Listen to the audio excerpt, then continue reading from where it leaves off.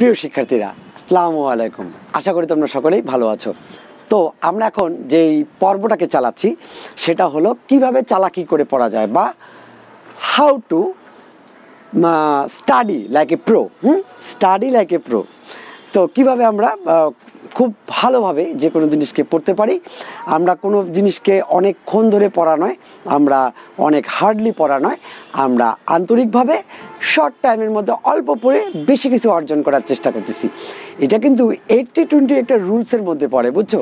কখনো আমি তোমাদেরকে 80-20 রুলসটাকে কোনো একটা ক্লাসে আমি তোমাদেরকে বোঝানোর চেষ্টা করব। 80-20 রুলের বেসিক জিনিসটা কি জানো? সেটা হলো আমরা 20% কাজ করব, 80% ফসল ঘরে তুলব।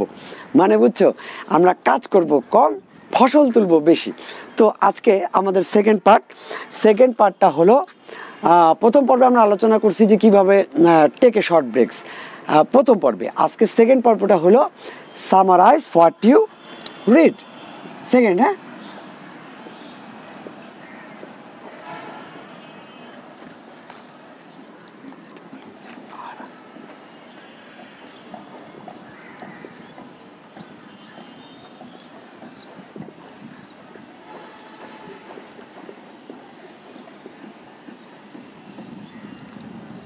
তুমি যাই পড়তেছো না কেন, আজকে আমি দ্বিতীয় ব্যাপারটা নিয়ে আলোচনা করতেছি, সামারাইজ হোয়াট ইউ রিড।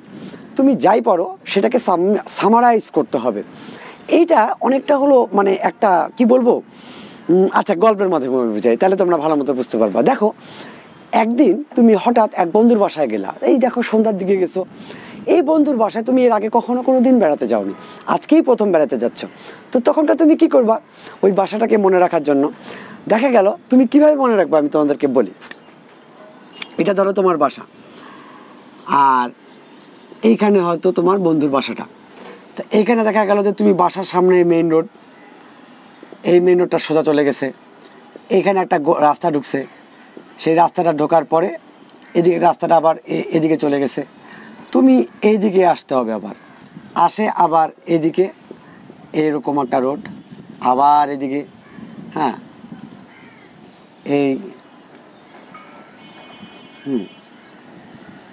এরপরে দেখা গেল তারপর তারপর আবার এদিকে একটা গেছে, আবার এদিকে একটা গেছে, এই রোডের সাথে মিলে গেছে। হ্যাঁ,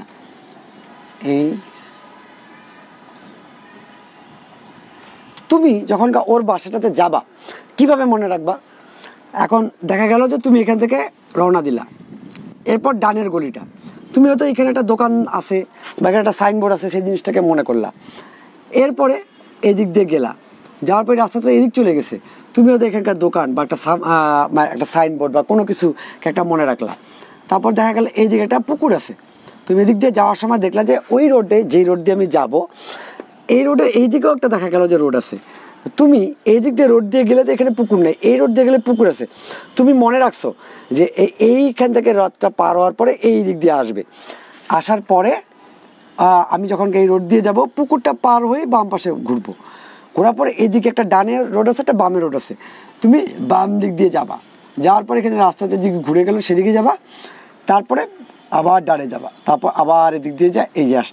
দেখো কতগুলো পয়েন্ট তুমি মনে রাখছো, দেখো খেয়াল করো আমার কথাগুলো। হ্যাঁ, এইখানকার একটা পয়েন্ট, এইটাও একটা পয়েন্ট মনে রাখছো, এখানেও একটা পয়েন্ট মনে রাখছো, এখানে একটা পয়েন্ট মনে রাখছো, এখানে একটা পয়েন্ট মনে রাখছো, এখানে একটা পয়েন্ট মনে রাখছো, এখানে একটা পয়েন্ট মনে রাখছো, এখানে একটা পয়েন্ট মনে রাখছো, এদিক দিয়ে যাওয়ার পরে এখানে একটা পয়েন্ট মনে রাখছো, এখানে একটা পয়েন্ট মনে রাখছো। 1 2 3 4 5 6 7 8 9 10, ন্যূনতম তুমি 10টা পয়েন্ট মনে রাখছো, তাই না? ওই বাসাটা যাওয়ার জন্য ঠিক একই টেকনিকটাকে আমরা পড়াশোনার কাজে লাগাবো, সামারাইজ করে মনে রাখবো। এত বড় একটা জিনিস, সেই জিনিসটাকে আমরা তাহলে কিভাবে মুখস্থ করব বা মনে রাখবো? হ্যাঁ, দেখা গেল সেটাকে আমরা এভাবে করব। দেখা গেল একটা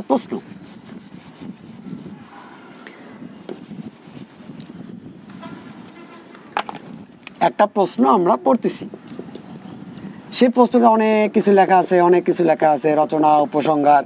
হ্যাঁ, এইখানকার কিছু কিছু পয়েন্ট থাকে, একটা পয়েন্ট আছে, 2টা পয়েন্ট আছে, 3টা পয়েন্ট আছে, 4টা পয়েন্ট আছে, লেখার মধ্যে একটা পয়েন্ট আছে। এইভাবে আমরা এই জিনিসটাকে মানে আমরা কিন্তু ওয়ার্ডগুলো নিয়ে মুখস্থ করবো ব্যাপারটা তা না, মানে ভাগ ভাগ করে তা না, আমরা এই জিনিসটাকে পড়বো, আমরা জিনিসটাকে পড়বো, পড়ার পরে আমরা নিজেরাই এই জিনিসটাকে লেখার চেষ্টা করব, নিজেরাই লেখার যখনকার চেষ্টা করব, চেষ্টা করার সময় আমরা পারবো না ওটা কতটুকু মনে আছে দেখি তো, করতে করতে করতে কিছু কিছু জিনিস আমাদের বাদ পড়ে যাবে, ভুলে যাবে, সেইটাকে আমরা পয়েন্ট আউট করবো, ওহো এই পয়েন্টটা আমি ভুলে গেছিলাম, এই পয়েন্টটাকে আমি ভুলে গেছিলাম, এই পয়েন্টটাকে আমি ভুলে গেছিলাম। নট অনলি এইটা, এরপরে আমাদেরকে কিছু কি নোট রাখতে হবে, কি নোট, অথবা এটাকে আমি এটা বলতে পারি কি পয়েন্ট।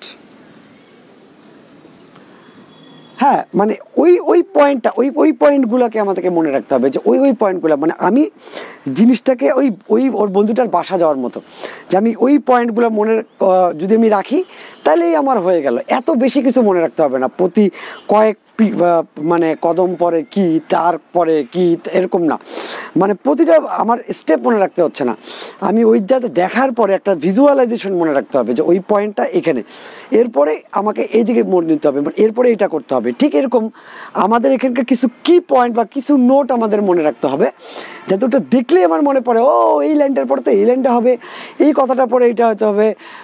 আমি এইটা বলতেছিলাম, যেমন মানে সিংহ জঙ্গলে থাকে, হ্যাঁ, তারা হরিণ খায়, সিংহকে বনের রাজা বলে, তা এইটা কি সিংহ রাজাটা আগে আসবে না, ও যে বনে থাকে এইটা আমাকে বুঝাইতে হবে, তার মানে কি, তাহলে আচ্ছা যেহেতু বন বললাম, তো বনে তো অনেক পশু পাখি থাকে, সেটাও আমাকে বলতে হবে, বলার পরে তারপরে যখন আমি করব, তারপর সিংহ তো অনেক পশু পাখির কথা বলতে এগুলোকে খায়, ওটাও বললাম, তারপরে বনের রাজা বলে, দেখো একটু একটা শুরু করলে এর পরে এগুলো অটোমেটিকলি চলে আসতেছে। ঠিক এই স্টাইলে আমরা জিনিসগুলোকে মনে রাখবো, যে কিভাবে কি পয়েন্ট বের করে করে করে আমাকে মনে রাখতে হয়, এটা এক একজনের ক্ষেত্রে এক এক রকম, তুমি তোমার স্টাইলটা বের করবা, কিভাবে তুমি তোমার স্বাচ্ছন্দ্য বোধ করো, কিভাবে তুমি জিনিসটাকে সুন্দর করে মনে রাখতে পারবা, বুঝছো? তাহলে সামারাইজড হোয়াট ইউ রিড, ঠিক আছে। আর এইভাবে তুমি যদি এইভাবে তুমি যদি সামারি করে পড়ো, তাহলে কি হবে জানো, শুধু এই স্টাইলে পড়ার কারণে তুমি যে আগে যেভাবে পড়তা তার থেকে 19% তুমি অনেক বেশি বুঝে ফেলবা, একবারেই তুমি জিনিসটাকে অনেক বেশি বুঝবা, যদি তুমি পড়ার সময়, প্রথমবার পড়ার সময় তুমি এই কি নোট এবং এই কি পয়েন্টটাকে ফলো করো প্রথমবার, মানে আমি জিনিসটা বলতে চাচ্ছি, এক বন্ধুর বাসায় তুমি রওনা দিছো, এইভাবে চলে গেল ওর সাথে, এরপরে তুমি কিছুই মনে রাখতে পারবে না, কিন্তু তুমি যখনকার যাচ্ছ ঠিক তখনই যদি এই জিনিসগুলোকে মনে রাখ, আমি এই বন্ধুর বাসায় প্রথম যাচ্ছি, আমাকে একটু মনে করে করে করে যাওয়াটা উচিত, তখনকাই যদি করো তুমি প্রথমবারই 19% তোমার আগের থেকে বেশি তুমি ডেভেলপ করে ফেলবা, তোমার জিনিস ফোকাসটাকে আরও অনেক বেশি কাজ করবে। আমি বুঝতে পারছি জিনিসটা, ঠিক একই কারণ, এটা কিন্তু সাইন্টিফিক্যালি প্রুভড, এই জন্য আমি কথাটা বললাম, নাহলে বলতাম না। তো 19% শুধু এই কি পয়েন্টগুলোকে মনে রাখলেই তুমি ডেভেলপ করে ফেলতে পারবা। তো এই জিনিসটা ছিল সামারাইজ হোয়াট ইউ রিড। এভাবে আমরা যদি সামারি করে পড়ি তাহলে আমাদের কি হবে জানো, জাস্ট এতটুকুর কারণে সি গ্রেডের স্টুডেন্ট আস্তে আস্তে বি গ্রেডে চলে আসবে, বি গ্রেডের স্টুডেন্ট এ গ্রেডে চলে আসবে, আর এ গ্রেডের স্টুডেন্ট এ প্লাসে চলে আসবে।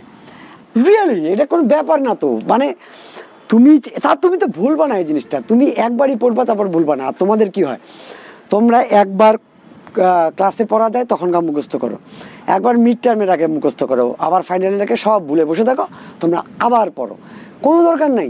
কি পয়েন্ট মনে রাখবা, কি পয়েন্টগুলোকে একবার খালি একটু করে নিবা, হয়ে যাবে। কারণ কি, আমরা এখানে যেভাবে পড়তেছি সেটা হলো আমরা চালুনি সিস্টেমে পড়তেছি।